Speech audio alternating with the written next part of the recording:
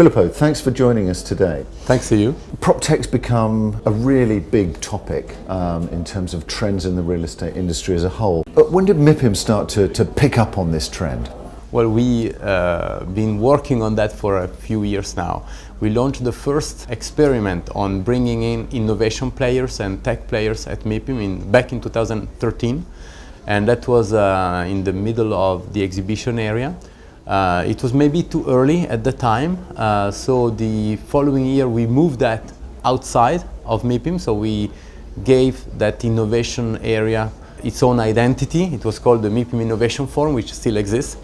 And then as the industry increasingly embraces innovation and technology use, we moved that back into the main MIPIM area last year, and this is where it still is. So it's been a few years that we've been working on that. We have a dedicated team. We're working with all the different associations that represent the PropTech movement in Europe and elsewhere.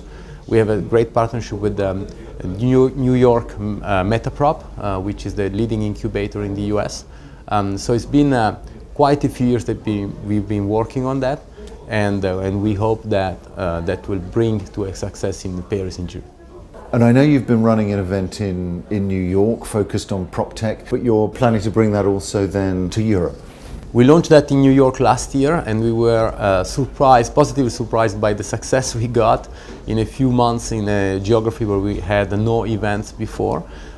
We gathered around 800 people, very senior level real estate players, and a lot of new players, startups and tech players from the US and also from Europe. And then we decided, given that success, to do it again in New York. So we are going to have that again, and then to do the European version in June, on the 20 and 21 of June in Paris. And in terms of this new event, who's it aimed at? And I guess what are your aims for the event?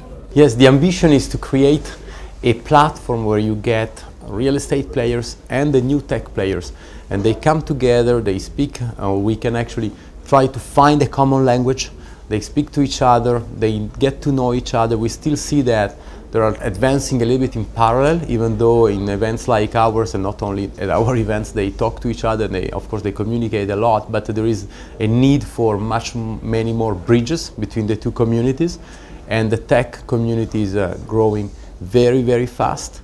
And very aggressively looking at the property industry, and we think that today is the right moment to put the two together. And so in terms of ambition, we communicate on 1,500 people. I think it might actually be more, given the good momentum that we are having on that event. We already have several real estate players like Jessina, Jones Lang LaSalle that are following us in this new adventure, and dozens of startups and tech companies that will be there in June. So I think probably the numbers will be stronger. But apart from numbers, I think what really counts is the quality of the event. So we are trying to get really the two populations, and also to filter a little bit the tech world, and to make sure that the startups that come to our event have something interesting to propose or to say to the real estate players, which are our traditional stakeholders, and we owe them to guarantee a certain quality at any event we do.